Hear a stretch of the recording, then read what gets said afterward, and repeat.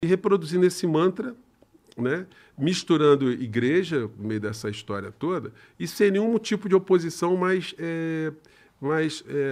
honesta dos grandes veículos de comunicação, porque uma figura como Bolsonaro ele nunca poderia ter chegado a disputar eleições no nosso país desde o momento quando teve impeachment da Dilma, e ele defende um torturador no plenário, quando ele desacata, ele agride, agride uma colega no parlamento, enfim.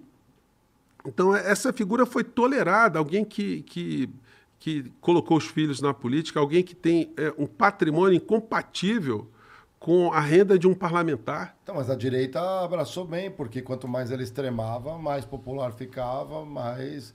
Ninguém falou assim, pô, vamos segurar isso aqui é um problema, precisamos de um nome melhor, vai, alguém que pelo menos sabe alinhar os botões do paletó quando for sair. A questão é a seguinte, nós temos nos países democráticos, né, sempre em escolhas eleitorais, quando o cidadão vai julgar se aquele governante foi bom ou mal, se ele merece ser reeleito, ou se ele merece ter o seu candidato, o candidato que ele está apoiando eleito, sempre há sentimentos que estão envolvidos na escolha. Quando você tem uma parcela da sociedade que nutre um certo ressentimento contra uma linha política de um governo, um governante, um partido político, ele costuma votar em qualquer coisa menos naquele que se apresentou. E o Bolsonaro ele veio mais ou menos nisso. O Brasil passou por um período de ressentimentos muito grandes, depois do Mensalão e Petrolão, porque é uma coisa impressionante. O Lula saiu do governo, no segundo mandato dele, com mais de 80% de aprovação. O que aconteceu com esse eleitorado todo? Por que você tem uma parcela desse eleitorado que virou antipetista, antilulista? E o discurso dessas pessoas não está nem dentro de uma racionalidade, na maior parte. É uma coisa emocional. O cara, não quero nem saber, eu tenho ódio. Identificação, né? E isso faz com que... Na Argentina aconteceu um fenômeno parecido com a eleição do Milei.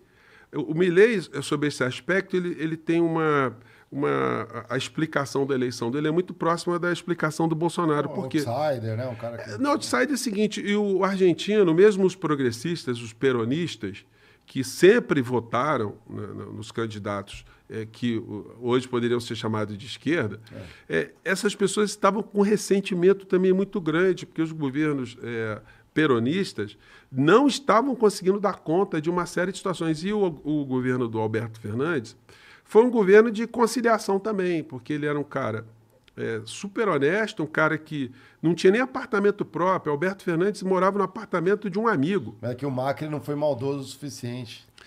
Pois é, nós teve assim, situações na Argentina que foram assim, havia um ressentimento com a direita, com o Macri, aí vem o Alberto Fernandes. O Alberto Fernandes, o que ele faz? Ele segue também o teto de gasto da Argentina, a política macroeconômica, respeitando todos os ditames do Fundo Monetário Internacional e tal, e fazendo o discurso progressista, o discurso correto, o discurso de se respeitar as minorias, o de respeitar o Estado democrático de direito. Durante a pandemia, ele seguiu todos os protocolos e a extrema-direita detonou, fazendo aquele mesmo discurso. Olha, a economia da Argentina está indo para o ralo porque está fazendo lockout, está cercando as pessoas e tal.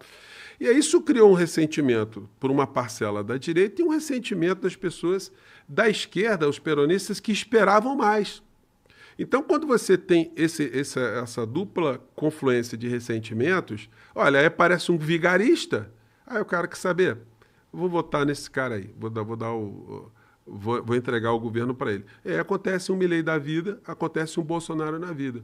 Muitos dos eleitores que a gente viu no processo eleitoral passado estavam ali disputando ressentimentos. Muitas pessoas que votaram no Lula não eram lulistas ou não eram petistas. Você teve uma grande parcela de eleitores que estavam com a intenção de votar no Ciro Gomes. O Ciro Gomes teve uma implosão da candidatura dele. Foi muito grande. Ele tinha ali 10%, 9% de intenção de voto, terminou com 3%. A Simone Tebet também tinha. E aí, todas as pessoas, olha, com Bolsonaro não dá. Então, quer dizer, mas aí não é nem um ressentimento, é uma percepção racional do que ele representava, né? E uma ojeriza ao que ele representava. E muitas pessoas que votaram no Bolsonaro também tinham um ressentimento em relação ao PT, ao Lula, a um governo progressista e tal, por entregas que poderia ter feito e não fez, ou a massa de informações e desinformações que surgiram com o Mensalão e Petrolão.